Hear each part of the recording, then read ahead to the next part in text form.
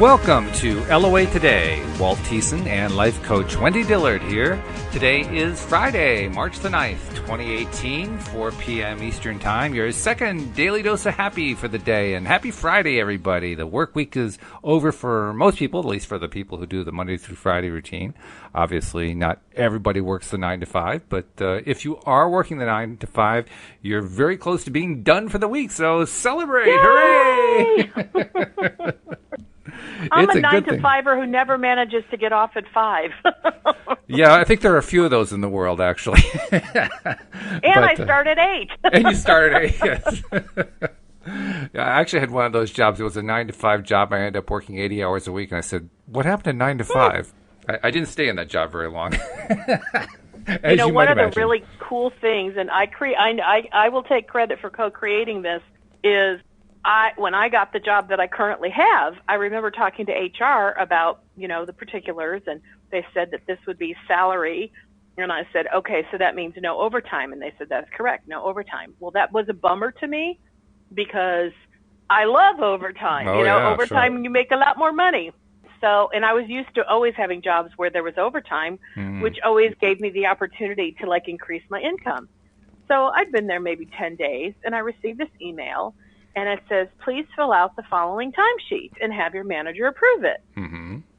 So I go and I look at this timesheet, and I'm like, this gives the opportunity for overtime. Because if there wasn't, I would not be filling out a timesheet. I would always get paid the same amount of money every paycheck, right? Well, maybe. I contact my boss, and I said, what's up with this? And he goes, I guess you're eligible for overtime. I went, yippee! Oh, wow. Yeah.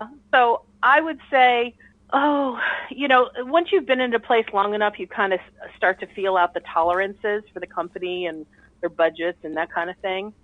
Let's just say this. I work so much overtime and have done it so consistently that in the last 5 years, I've never had a paycheck where I can honestly know what my take-home pay would be without overtime. And I get paid twice a month, but there has never been even a week, or I should say a 2-week period, that I didn't have overtime. And the only time I don't have it is when I'm on vacation. So in other words, going on vacation is a bummer. You know what? From a financial perspective, it is, and it used to bother me, but I'm like, but I really want time off where I get paid. And I'm like, all right, I'll just have to suck it up and not get paid extra. That's so funny that you caught on to that, because that's how I used to feel. Well, when you said that they'd given you a timesheet and that you said, well, I'm getting paid no matter what, I thought, I've actually had 40-hour-a-week jobs where I had to fill out a timesheet anyway. Really? Yeah, it was usually in cases where my hours were being billed, so it made sense. But I was still I was an exempt salary, which was not always nice because then there was overtime. I wasn't getting paid for it, but they were. Well, and my coworkers, they get paid a whole lot more than I do because they're all executives and blah, blah, blah. But they all work 60 to 80 hours a week. And at least for me, I know I don't get paid as much as them, but I like knowing that every time I'm working extra, I'm getting paid for it. It just feels better. Sure, of course it does. Yeah. Yeah. I mean, I've been on that other side of the fence where you're working exempt and you're working the long hours. That I told you about the one where I was working 80 hours a week. That was salary exempt, no overtime. And let me tell you, that really sucked. It was really, really bad. So, yeah, I know exactly where you're coming from. Yeah. On the other hand, I didn't stay there very long, and when I left, I predicted they'd be out of business in 6 months, and it took 5. So, it does have a plus side. So, Walt, have you had any wonderful wins today? Oh, it's Friday. That's my win for the week. I mean, That's let alone your for win today. For today. I mean, this is a great day. The sun is shining. Good things are happening. This is a good day. Well, and for those that work Monday through Friday, I would imagine right now there's a sense of relief coming because people will be getting off soon, and that is a nice thing. So it's a win for many people. I'm totally with you. Oh, absolutely. And those are the kinds of things that we really do need to celebrate. I mean, yes, I'm kind of making a big deal about it, but you have to make a big deal about it. Even little things like that are wins, you have to celebrate because that's one of the key things you have to do, right, in order to push yourself up the emotional scale. That's one of the things that you do. So I can piggyback on that in terms of things to celebrate, and it's in my update on Project X. Okay. This is kind of a continuation of yesterday, and I do celebrate what I experienced. I was engaged in an email exchange with somebody, and I know that when the door closes on one experience and it opens up to the new experience, this particular person is somebody who will not be part of my life anymore, not on a regular, consistent basis. And in the exchange, I was just getting really teary-eyed and feeling just the sadness of the loss of our constant connection. Right. And when I got, finished the email and turned my computer off, I just boo-hooed. I just went into tears. I was shocked. And I'm thinking, oh my goodness, why am I crying? I mean, I nothing is solid yet. And I thought, what came to me is, no, it is. And I have, I get very emotional when things change. Even if they're changes that I love, I still get really emotional over it. I mean, I remember when I left a job a long time ago, and I could not stand being at that job anymore. And even though I was thrilled to not be working there, I was so sad to miss the people. I was so sad because my interactions with them would now be limited. And it's kind of like, it's easy to talk about it in these terms. When you leave a job, the thing that you have in common with a lot of people is the work. And now if you don't have a reason to connect with them over the work, it kind of tests the limits of how friendly are you really with that person? And you're going to be talking to them a whole lot less. As I was just kind of thinking it all through and just kind of leaning into my inner being, saying, hey, what's up? I was kind of getting the sense that I'm processing the emotional shift in advance, because then by the time it's time to close the door on one thing and have the door open to the new thing, it won't be such a shock to my emotional system. Okay. Because I will have integrated much of the shift in advance. So for that, I'm truly grateful that that's how it's working for me right now. Well, that's good.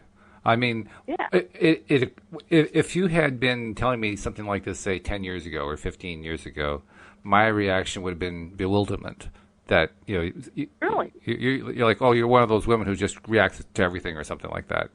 That's about the extent to which I would have given it any credit.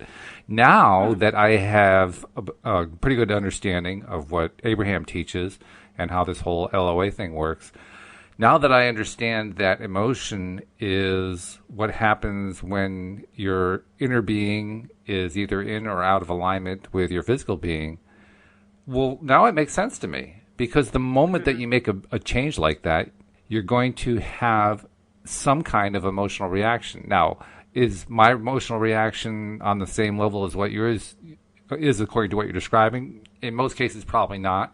But to be honest, yeah, I think I have had emotional reactions every time I've had a significant life change that went on.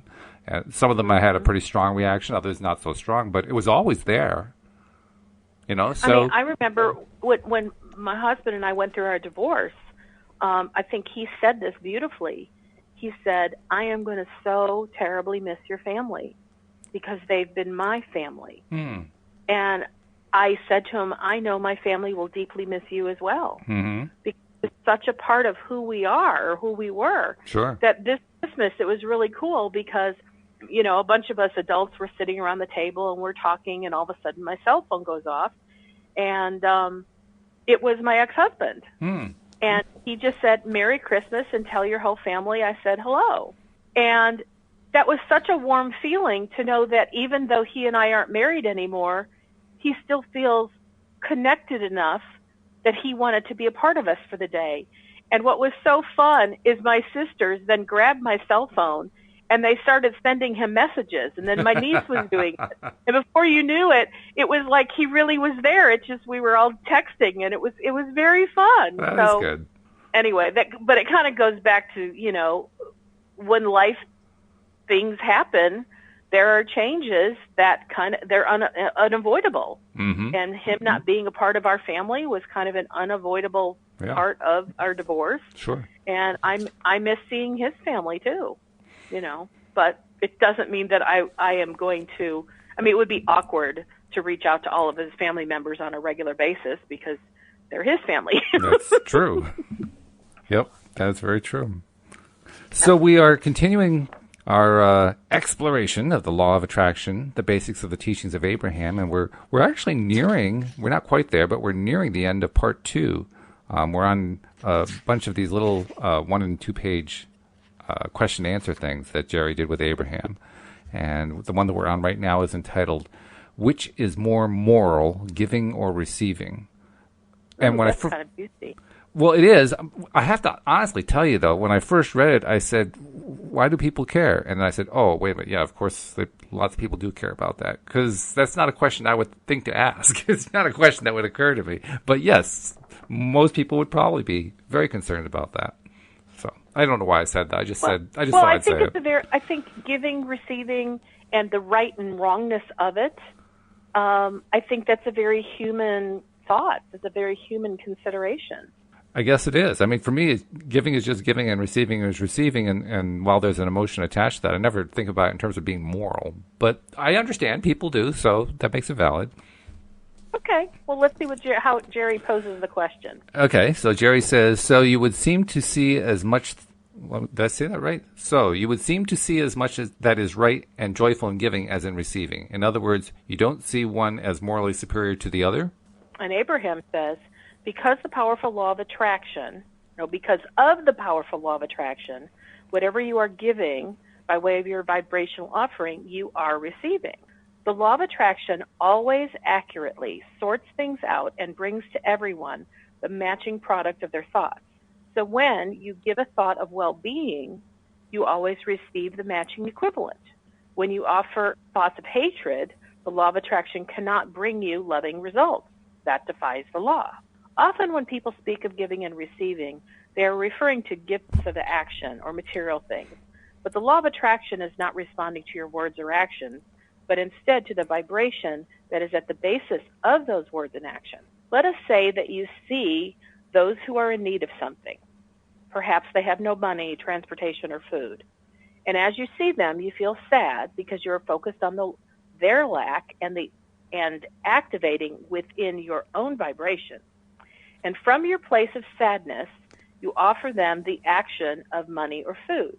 Now that in itself, that setup, I think that's very common. That's kind of the homeless person who's hanging out on the street corner asking for something and somebody gives them helps them out or buys them, a lunch. So I think this is a very real something that we're talking about here. That's true. Although I think we also have to put it in the proviso that there are many people who are in that position who have other stuff going on where they're hardly even paying attention to the food part. But nevertheless, your point's valid. Okay. So to go on, it says the vibration that you are transmitting is actually saying to them, I do this for you because I see you cannot do this for yourself. Your vibration is actually focused upon their lack of well-being, and therefore, even though you have offered money or food through your action, your dominant offering is perpetuating their lack. That's kind of an interesting thing. Yeah. That's not something we think about or in that way. So I'm really curious to see where Abraham takes this. Well, I've thought about it in the past, actually. In fact, Louise and I have talked about it, wondering, there's one particular person who works for her that we've been trying to help get through the winter because he and his mother have been in a really rough place, to say the least. And he's even acknowledged that, very grateful that we've been helping him out because he wasn't sure how he was going to get through the winter. So I'm glad that we helped. But we also ask ourselves this question, the question that's starting to be posed here, which is, are we helping him when we're helping him? We want to be. We certainly want to be. We want him to be helped, but does it really help him? And I think for the most part we conclude that, yes, it really, really does. But we're always having to be a little bit cautious about it because we certainly don't want to do something that we feel like is being helpful and it's actually working against him. I kind of think it depends on, and I don't know what Abraham's about to say, so I'm going to say this in advance, but I think it depends on the receiver. So you're gifting to this gentleman, and I would think it would be dependent upon how he receives it in terms of whether you're really helping him or not. If his thoughts are, yeah, give it to me because I'm a lazy son of a gun and I don't want to do anything for myself. Which is not him at all. Which then, if in that scenario, I would say, yeah, you're really not helping him. But if it's somebody who really is needing a hand up while they're working their best to help themselves, then I would think that that's actually a gift from the universe helping him in his time of need. And just to put in a little extra footnote to it, this particular gentleman, like I said, he works for my wife's gardening services business, and literally everybody on the team will agree he is the hardest worker of everybody on the team. Wow. Yeah. Cool. Well, I'm curious now. I want to see what Abraham goes on to say. So they say, it is our encouragement that you take the time to imagine those people in a better situation. Practice the thought of their success and happiness in your own mind. And once that is the dominant vibration that you hold for them, then offer whatever inspired action you now feel. In that case, because of the dominant vibration of your being, as you are holding them as your object of attention, you will attract a matching vibration of well-being from them. In other words, you will uplift them. You will assist them in finding the vibration that matches their desire for well-being instead of the vibration that matches their current situation. In our view, that is the only kind of giving that has value. And that's good to hear that.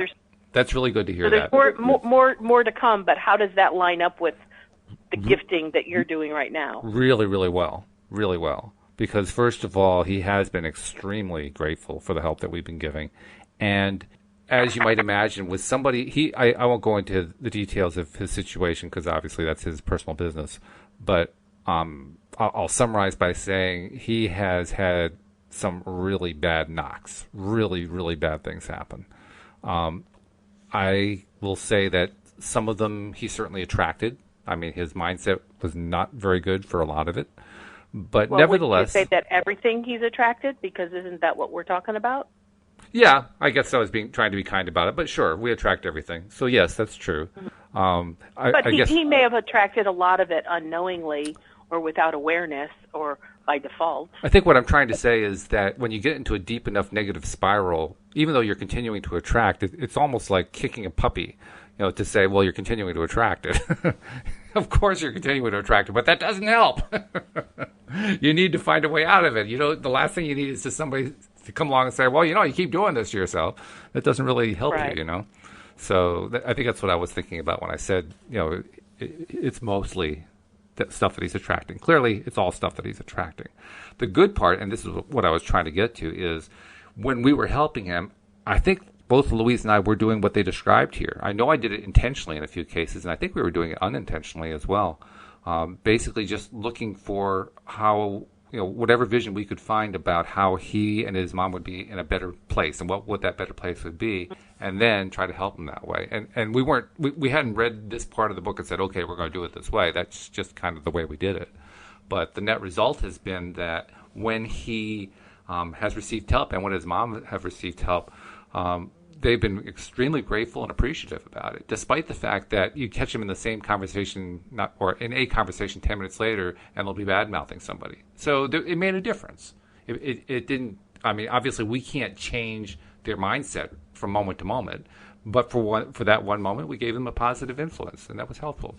That's cool. Yeah. And, I know I learned this concept a long time ago, and it took me a while to be able to figure out how to really put it into practice.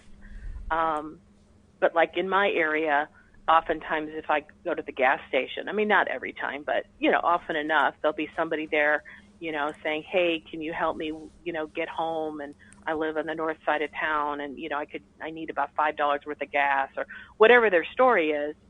And because that happened often enough, I just started going, hey, inner being, let's talk about this. Mm-hmm. Because I don't really know what is my responsibility, or do I have any responsibility, just because somebody asked. And so what I've been doing now for quite some time is when somebody asks. I usually see them coming, and I already start asking my inner being, like, is this a person that if I help them, it truly is helping and it's a gift to them, or is my helping going to be a hindrance? And so I just follow my yes/no signals. And there are times that, I'll say to somebody, sure, I'm happy to put gas in your car. Other times, I remember one time I was on the side of the road. It wasn't a gas station, and it was in a part of town where you have to walk pretty darn far to get to where you need to go. And this person just was on the side of the road, and all she said was, can you help me? And if she said more words beyond that, I was totally unaware. And I reached in my purse, and all I had was a 20, and I felt comfortable giving it to her. And I just said, God bless you. And she said, thank you. But she didn't, why this stands out to me is because the tone in her voice didn't have a sad luck story. She didn't feel like a victim to me. She asked me for a favor, and I granted it, and she was grateful. And it felt more like just a really pleasant handshake kind of thing with somebody. That's nice. And I have to say, for a couple of days, I thought about that and went, that felt like one of the most profoundly joyful giftings I've ever done to a stranger. Oh, wow. It felt like such a pleasant exchange. And what she did with it, it had to do with she needed gas for a car. But it's like it didn't matter because I felt like in the moment I received the gift. I received something in return because it made me feel so good. Which is part of what they were talking about in that section too. Yeah, and I've often thought, well, if I'm in a position that I truly run out of gas or something, I would hope somebody would help me. And I'll tell you that I have an incredibly wonderful track record on the times that I have needed the help of strangers. I have gotten it almost instantaneously. They always gave me more than I ever asked for. And I just felt so incredibly blessed that somebody would give of their time, their body, that they've changed tires for me. They've gone and got gas for me. It's just been miraculous. But I've always been aware of how I ask.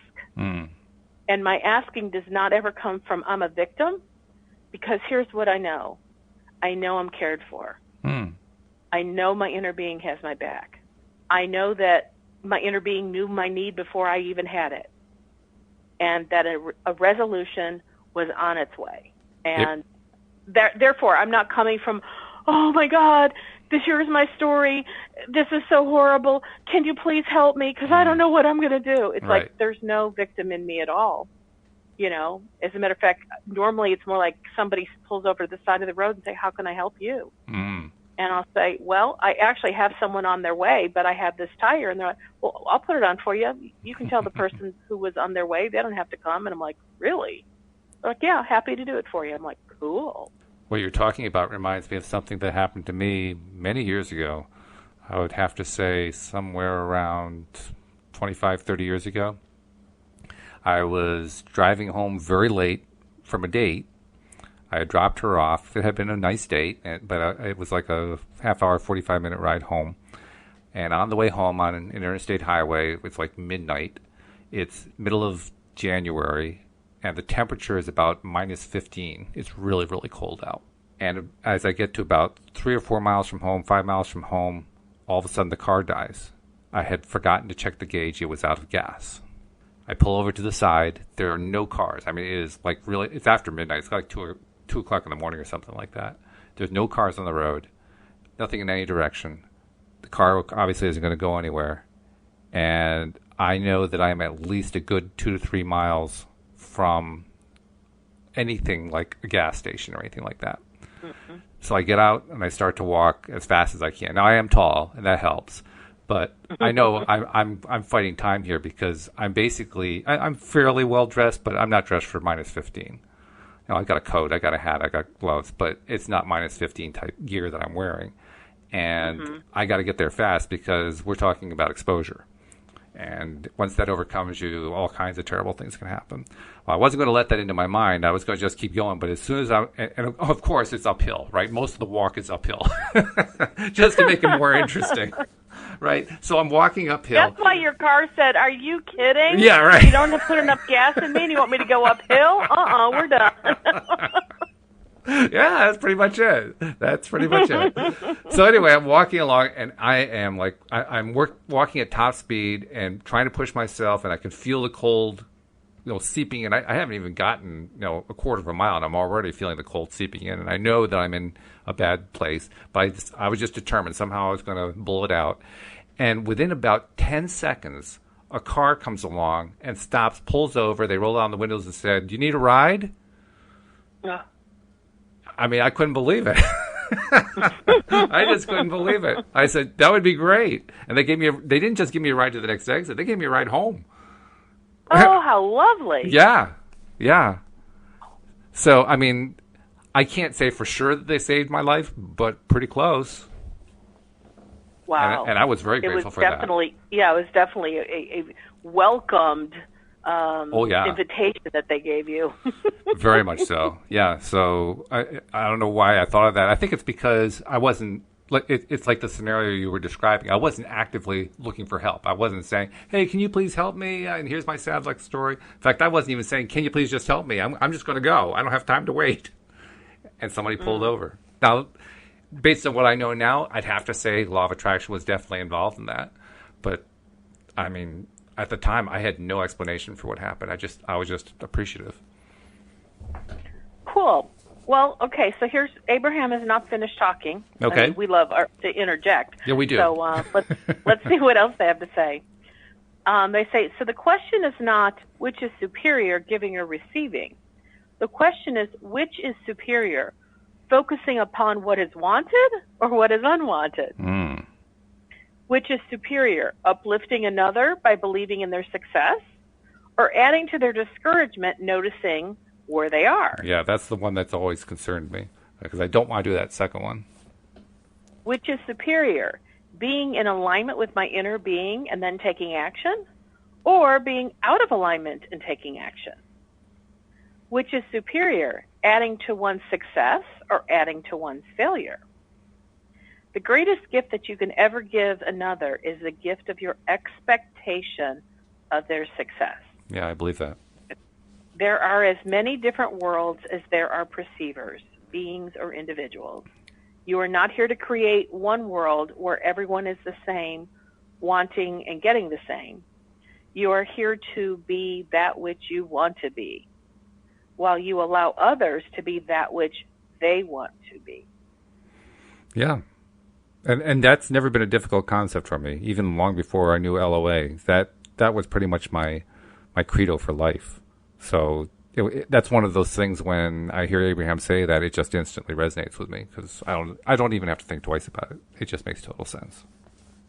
Well, and to kind of go back to the idea of course, it's easy for us to say we would prefer to uplift than to,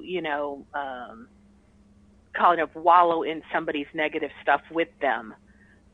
But from a perspective of doing the practicing of that action, that's not always an easy thing, because I think there's a lot of just generality that, if someone says, "Hey, how are you?" and they go, "Oh, I have the flu. It's the worst flu in the world. I've had this before," and they just start talking about their symptoms. It's so common for the other person to say, "Oh, I know, I just got over it myself, and it was so bad." And then, boom, the next thing you know, everybody's talking about how many Kleenex tissues they've been through, and they've been to the doctor, and they've been on antibiotics, and it goes on and on and on. Oh, yeah.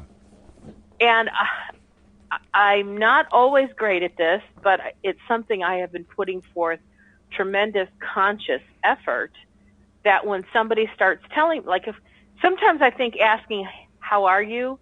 is a loaded question. It is. You just don't know how someone's going to respond. Sometimes just to play with something different, I'll just say, "Hey, what's up?" Which kind of is the same thing, but when I say, "Hey, what's up?" with that kind of tone of voice, I don't get as much of the sad stories. But, "How are you?" usually they tell you how they are. You mean they tell you the truth? Practice for me. You like that? But, have you ever thought about when you ask, how are you? And when people actually have the nerve to answer that question? Well, not only have I thought about it, I actually have used it as a basis for deciding that I am never going to be old. I may be up there in years, and I may continue to be living a happy lifestyle, but I will never become elderly. I refuse to. Because to me, an elderly person is the person who says, oh, well, my arm isn't working well, and I just can't seem to get around, and my feet have been bothering me for weeks now. I got to go see a podiatrist about it. There's got to be something wrong with my knees. I don't know exactly. It's like one thing after another, and it's always medically oriented. That's why I decided I'm never going to be elderly. I refuse to be. Because, if that's what being elderly is, I'm out. Forget it. Not interested. Well, and heaven forbid you should be in a doctor's office. Yes. Just something mundane, and you ask someone, how are you? Well, you're in a doctor's office. So, the natural thing is they're going to tell you what their symptomology is and why they came to the doctor. But I like to play around with how people answer that question to see how quickly I can divert the topic without being rude or without being ridiculously obvious. Like if I said, how are you? And someone said, oh my God, I'm sicker than a dog. I'll say, dogs? What about dogs? If I did that, that would be kind of almost dumb. People would go, you're weird. Not that I think being weird is a problem, because I've lived with that label all my life. Thank you I'll do a shout out to my sisters, Debbie and Jennifer. They've always called me weird. And eventually I really embraced it and went, ooh, I really like being weird. That makes me unique and special. So and they go, that's not what we said. I'm like, well, that's what I took from it.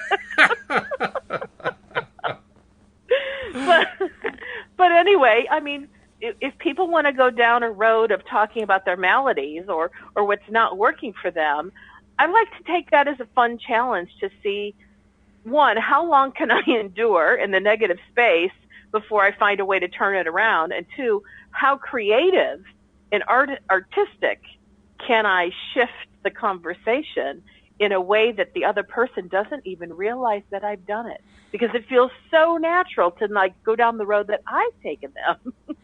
That's an art form. If you really do have success doing that, I give you, cap off to you for being able to do that, because I have actually tried that with people.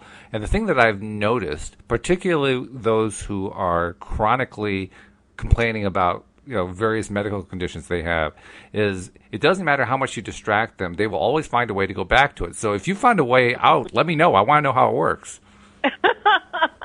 Well, and of course it depends. Are you talking to them on the phone, or are you in an email conversation, or is it in person? In person in my house, sometimes, let's say we're down in my living room where the kitchen is right next to it. It's an open concept thing. Sometimes it's as simple as, oh, hey, I'm going to go get a drink. Do you want something?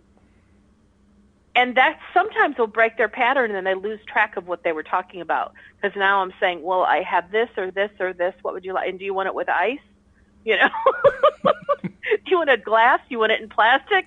I can come up with all sorts of options to kind of get their mind off of what they were talking about. You obviously have different friends from the ones that I have had in the past who have these little things going, because they have absolutely no problem with saying, oh, yeah, I'd like to have a Coke over ice. And by the way, my lumbago is driving me nuts. They'll just go right back into it.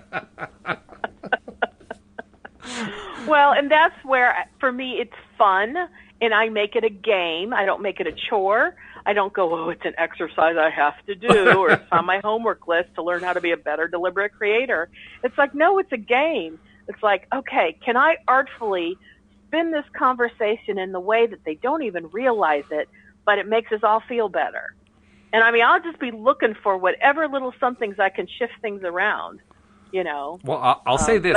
If there's anybody who can do it, it's you, because we've already agreed you are the number one Pollyanna of anybody I've ever met. So I totally agree. You probably are very good at this. And actually, I should probably just shut up so you can explain to me how it's done. But I just want to say you probably are really good at this. Well, and something I learned from Tony Robbins a long time ago is physiology is the quickest method for changing your state of being. So physiology meaning moving your body or doing something different with your body.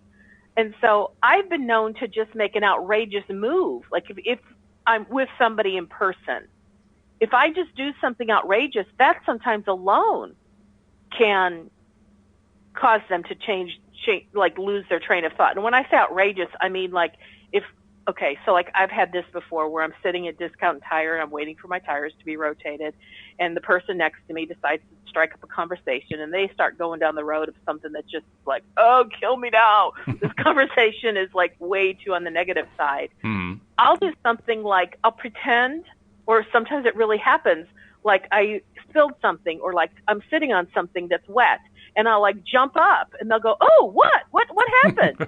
And then I'll start talking about this other something. And before you know it, we've kind of left whatever they were talking about. Or it's at least diffused the intensity of it.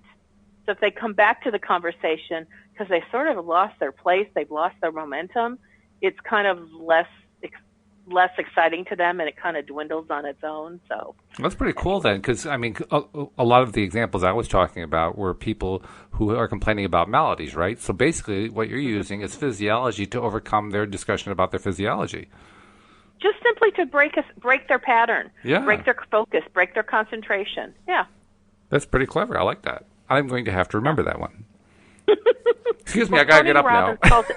He calls it breaking your state, mm-hmm. and state representing your state of being. Right. And there's all sorts of things you can do. You can even change the tone of your voice. You can go, whoa! And they'll go, huh, what's that? And I'm like, oh, sorry, I just thought of something and wanted to bookmark it. Never mind.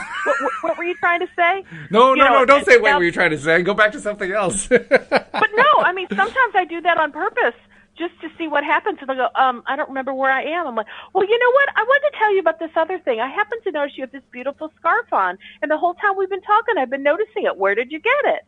And boom, we're off onto something else. Well, that's good. That's really good. Now, those are all different ways to distract. But, coming back to what Abraham was talking about, and this is something that I truly wanted to become artful at. Okay. Which is when somebody is in front of me or in conversation with me and they're talking about something really unpleasant, or they're talking about their state of being that really sucks, or they don't have any money to go to college, or, they can't buy their groceries or something, whatever it might be. If I, without even speaking a word, if I can go inside of my own mind and say to myself, okay, if I were to have a conversation with their inner being, what would their inner being tell me who they really are?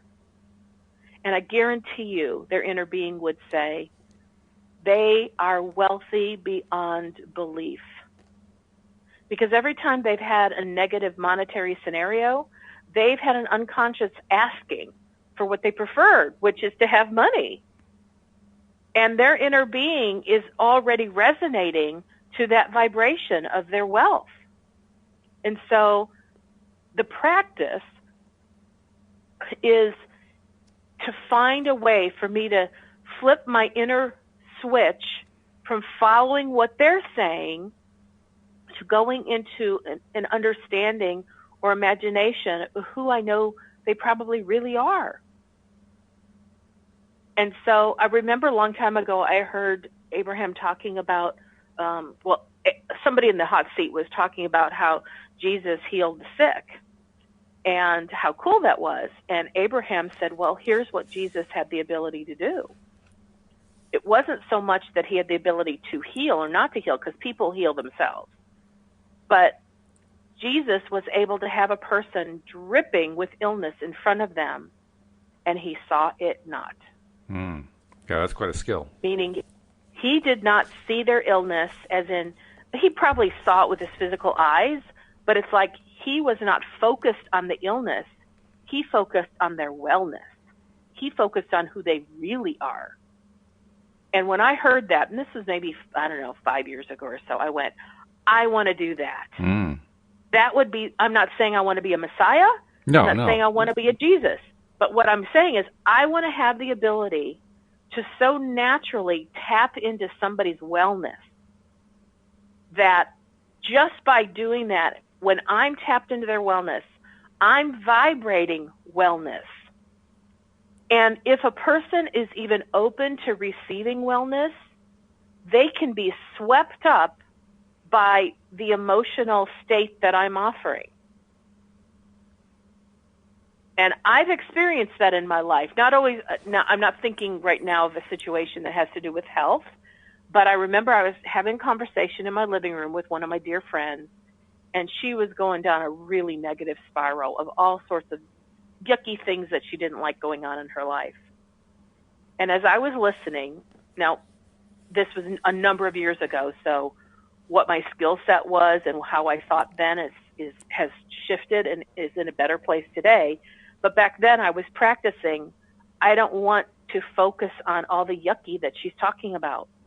I want to focus on who I know she really is and what she's really capable of.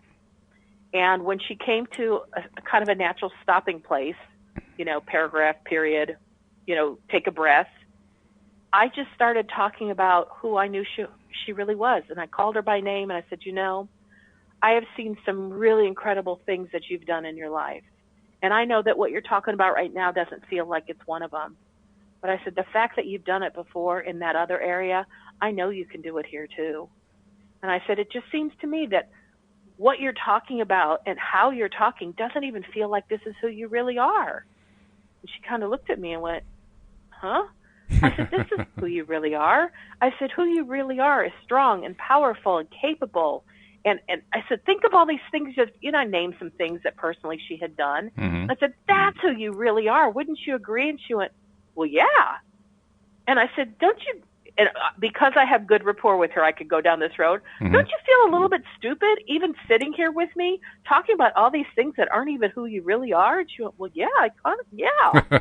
And I just kind of spun her, if you will. I kind of rampaged her into who I knew she really was. And I was reminding her of who she knew she really was. Yeah. And before you knew it, she went, oh, my God, Wendy, don't know what you did, don't know how you did it, but I feel awesome. I said, oh, you don't want to feel like a victim anymore? She goes, no, I feel strong and powerful. I'm like, okay, yay. Very good. Yeah. And I knew that was an experience where I'm like, oh, like Jesus, I saw her wellness not, or her unwellness. Mm-hmm. I saw her as who she really is. And that is one of those profound experiences that stick out in my life where I can look back at that and go, I can have a positive influence, and it is made so easy when I look at them and I see their illness not, when I see their troubles not, when I see their lack of money not, but when I see them for who I know they really are. And that's fun. That it's a game to me, sure, but not a game as in trivial. No. I look at it in terms of game because, I approach almost everything like it's a game because that's what makes it fun. Mm-hmm. But that to me is the kind of fun that has such a profound positive impact that I'm like, okay, I want to keep doing more of this. I want to do more of this because this is fun. Well, it also has a profound impact on you. It has a profound impact on you too, doesn't it? Because what you're really practicing is not falling for reality. That's what we're learning with this whole how to be deliberate creator thing. We're trying to learn how not to limit ourselves to whatever we see going on really right now, and to imagine instead what we want it to be, which is often very hard to do, particularly when that reality is, basically shoving itself in our faces and saying, I want you to feel exactly what's going on here, and especially if it's miserable, I want you to feel what's going on here, because this is where all your attention should be. That's what tends to happen in those situations. So when we can practice and succeed in seeing differently, we are really making victorious strides toward our own goal of becoming deliberate creators, and that's exactly what you were doing with her. Mm-hmm. And I even wonder how many people might be listening to this podcast that they're thinking in the back of their minds, oh, my God, I am a reality junkie. I do stay really tuned in to what's going on and not what I want it to be. Mm. And when other people are talking about, negative stuff, I kind of join in and I add to it. Oh, my gosh. Yeah. I mean, because I know that's one of the things I experienced in my life that started to turn me around is I realized I was adding negative fuel to their negative fire. True. I do the same thing. And I'm like, yeah. Oh my gosh. And I thought, who do I want to be? And who am I? And my answer, I'm an influencer for good. I want to influence anybody and everybody who is open to it. I want to be able to influence them into feeling better. That's not only what I want to do, it's who I am. It's my identity. I'm an influencer for good. And so it just stands to reason that in the moments I catch myself adding to somebody's negative fuel, I go, whoa, that's not who I am. That's not who I am. I say inside my head. I don't say out loud to them. And at that moment, I shut up. I am not going to consciously, let's say it that way, consciously add to somebody's negative fuel. I want them to run out of gas. Yeah, right. And then you can pick them up on the side of the road so they don't freeze to death, but not until. There you go. There you go. And I think that's really the heart of this little section that we're reading with Abraham is, they're saying, don't be, a what is junkie. Don't jump on the bandwagon with somebody who has a sad luck story. The kindest, most loving thing you can do is to tap into who they really are. And if you're not quite sure how to tap into who they really are, then just think the most positive thing that they might want in this given situation. Just think on that. And I think it's pretty easy to recognize if somebody's begging on the side of the street and they're truly hungry. I'm not talking about the ones who aren't really hungry, but it's just what they do for a living, beg. But the ones that are truly hungry, okay, well, if someone's truly hungry, what they want is they want their bellies full. And so picture them feeling full, and think whatever thoughts you can think of that could match their situation. Somebody who's been through some atrocity through a war. What they want is probably peace, to feel a sense of relief, to not feel scared. So what can you work on? How do you turn this around? Look at that person knowing that their inner being is holding for them a safe space. As you described that, and you made reference to the fact that there are some people who just kind of beg for a living, I'm reminded that the same friend I'm telling you about, he himself has been homeless. He's not currently homeless, but he has been homeless. He's been in really bad addictive situations and so forth. And he actively can tell us, if anywhere that we're going around town or the towns in the area, wherever you see somebody who's holding up one of those homeless signs, he can tell us who each one of those people are, what their addictions are, what their problems are. He knows them all personally. And it's quite an education, actually, to talk to him, because he'll talk about this one person that we've seen a lot of. He says, oh, yeah, he's a raging drug addict. Don't give him anything. He's just going to spend it on drugs. Doesn't matter where it is. Or another person who, oh, yeah, she's out there all the time. I see her all the time. The funny thing about her is she always seems to find a place to sleep, even though she's supposedly homeless, which is pretty weird. But nevertheless, she can do that. He tells stories like that about these various people that he knows. And one of the things that Louise started to do is she started to go to a local, fast food chain or whatever and get $5 gift cards. So that if she saw somebody like that and she wasn't sure whether or not that person was just kind of begging for a living or they really were in need of help, then she could hand them a card, and the only thing they can do is spend it on the food at that place. So if they really want food, okay, they can go get their food. Interesting thing happens when you do that. You can see it on their faces, like the little cardboard signs they make, right? They say, homeless, please help. Okay, well, you're helping. You're giving them a card. And you can always tell which ones are the ones who really need the help, because the ones who really need the help, when they say thank you very much, they all say thank you very much, I'm so grateful, God bless you, that kind of thing.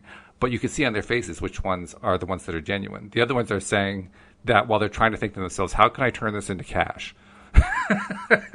You can actually see it on their faces. It's really interesting to watch. Okay, so I'm going to tell you what my inner dialogue was while you were talking. Okay. And I'm not suggesting that anybody does this, but this is just kind of the silliness that goes inside of my head. But it really points to the practice and the artistry of figuring out ways to turn things around. Mm-hmm. Now, granted, not every idea I have is something I want to implement, but it does show you my creativity.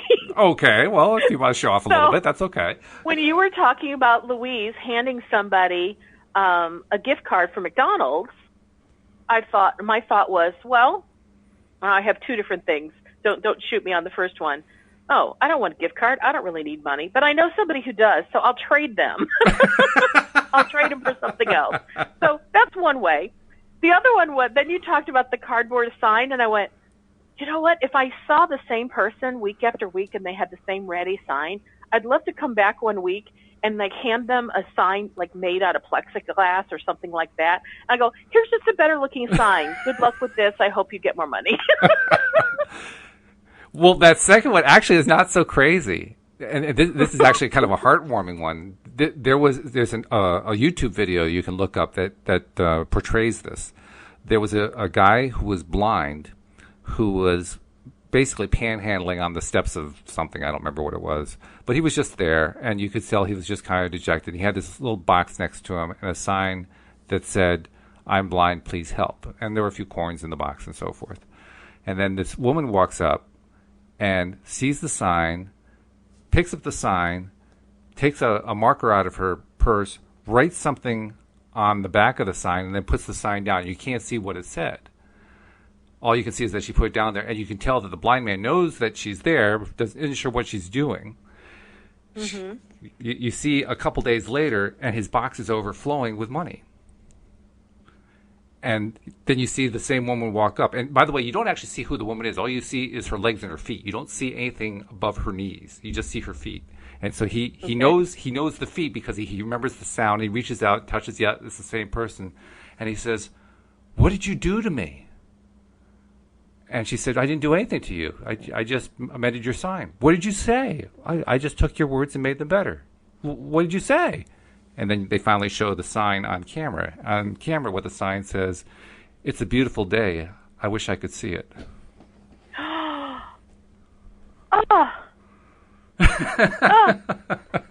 That's so touching. Yeah. Wow. And that is an actual YouTube video. You can look that up. Wow. Yeah. It's a beautiful day. I wish I could see it. Yeah. It gets to you, doesn't it? I've always heard, I've always known this to be true, that we buy something or don't buy something. And I'm saying this in terms of buying physical things versus buying ideas or concepts. We always do it based on a feeling or an emotion. And if you tug at somebody's heartstrings, you got them. Yes. And that was one of those touching stories that, like, if I saw that, you bet I'd give. Of course. I'm blind, please help, please give me money, please feed me. It's like, yeah. And by the way, it doesn't rope me in emotionally. And by the way, the point of that video was to do exactly what you said. It was to point out that all marketing is emotional. All marketing. Mm-hmm. Yeah. And the truth is we are marketing 24/7. We are. Whether we are selling a product or in conversation with somebody, because even when you're in a relationship, you're still selling yourself. It's true. Yeah. Not intentionally. Wow. It's not like we're trying to sell ourselves. It's just that's the way we do things. Well, now I'm going to look at people's signs so differently. And I'm now going to start, here's part of my creative imagination, I'm going to start thinking, what could their sign say that would tug at my heartstrings to cause me to want to give to them? Mm-hmm. People can say, well, but not everybody's worthy of being given to. I'm just saying, this is my creative workshop. This is how I play with it's how I brainstorm with myself and how I come up with new ideas. And I never know what's going to, make me go bing, bing, bing, bing, but I'm always looking for those, what's going to do it. Yeah. It's a beautiful day. I wish I could see it. That's going to stick with me. Yeah, it's a good message, isn't it? Yeah. That's a really good one. We've got only about 3 or 4 minutes left, but we also have a really short one up next. It's like 1 paragraph answer, 1 paragraph question. You want to do it? I think we can handle it. Let's do it. Let's go for it. Let's do it. So the topic is, what if everyone got everything they wanted? And Jerry asks, let me play the part of devil's advocate here. If each of the selfish beings on the planet were getting everything they individually wanted, what kind of mess would this world be in? Interesting question. And Abraham said, it would not be. Wait, it would not be and is not a mess for all. Okay, that was a hard sentence. It would not be and it is not a mess for all. For through the law of attraction, they would attract unto them those who are in harmony with their intent. You see, this is a very well-balanced place in which you live. There is some of everything here, in enough proportion, abundance, and difference, to give you all the ingredients for this vast and marvelous kitchen that you have come to participate in. That's a nice positive way to end the day. What if you got everything you wanted? Well, you know, I've heard them also say, well, actually, they asked a workshop participant one day. He talked about all these things that he wanted. And they said to him, would you really want all of that to be manifested right now? And he said, yes. And they said, you only think you would want it all right now. But the truth is, it would wreak so much havoc on your life for you to get everything all at one time. And they didn't go into a whole lot of detail, but I started playing with that, like, all right, so what if you wanted a new house and a new car and a new wardrobe, and you wanted a chef in your home, and you wanted a maid's quarters, and, you know, and I just started thinking of all these things, and I'm like, oh my gosh, if all of those were given to you on one day, that would be overwhelming. I mean, because I think about how long it takes to, like, move all my belongings if I'm going to move from one house to another.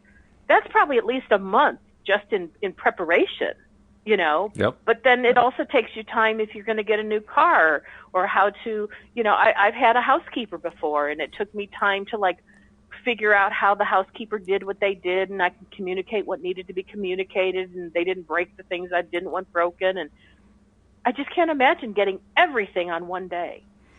I have to agree. And one of the reasons I have to agree is I've experienced it.